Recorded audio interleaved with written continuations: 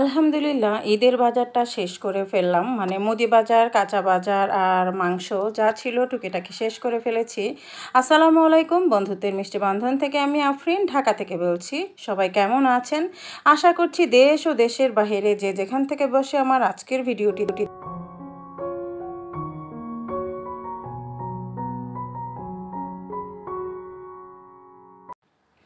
সবাই সুস্থ আছেন, ভালো আছেন। আমরাও আলহামদুলিল্লাহ ভালো আছি। তো সকালবেলা বাজারে চলে গিয়েছি। বাজারে গিয়ে তো বাসায় যা টুকিটাকি আছে সেগুলো নিয়ে আসলাম। এখানে দেখতে পাচ্ছেন আলু, আর এখানে আছে কিছু ফুচকার শেল, বাচ্চারা তো যখন তখন খেতে চাইবে। এখানে আছে দারচিনি, এখানে আছে লাচ্চা সেমাই। এই লাচ্চা সেমাইটা আমি যাদের কাছ থেকে আনি তারা নিজেরা লাচ্চা সেমাইটা ভাজে, সেই জন্য আমি এইভাবে নিয়ে আসছি। সবসময় তো প্যাকেট খাই, তো ওটার থেকে এটা একটু ভালো লাগলো। আর এখানে আছে লেবু, লেবুগুলো খুবই সুন্দর ছিল। তো এখানে 3 হালি লেবু আছে। আর এখানে আছে শসা, শসার এবার অনেক দাম। আর এখানে আছে স্টিক নুডলস, আর এখানে আছে পোলার চাল। তো পোলার চাল এখানে 2 প্যাকেট আছে, আরও 2 প্যাকেট আছে। আর এখানে আছে আদা, আমি এখন পর্যন্ত আদা রসুন কিছুই বাটিনি, পেঁয়াজও কাটিনি, প্রচুর কাজ। আর এখানে আছে সয়াবিন তেল, এখানে 4 লিটার সয়াবিন তেল আছে।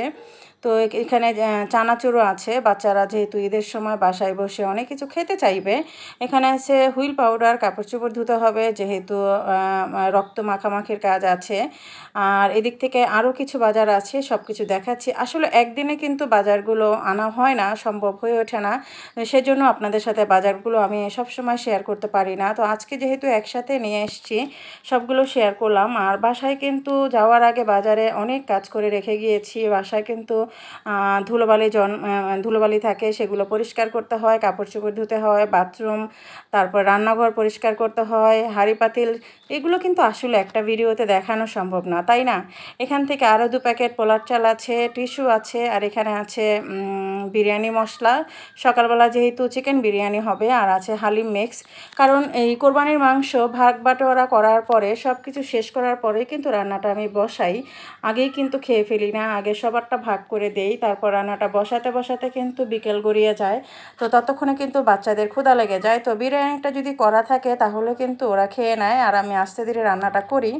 আর এখানে 2টা পেস্ট, কেন, একটা রামিসার, একটা হচ্ছে আমাদের। আর এখানে চাপাতি তো আমাদের থাকবেই, হ্যান্ড ওয়াশ আছে, ভিম লিকুইড আছে, এখানে আরও কিছু দারচিনি আছে।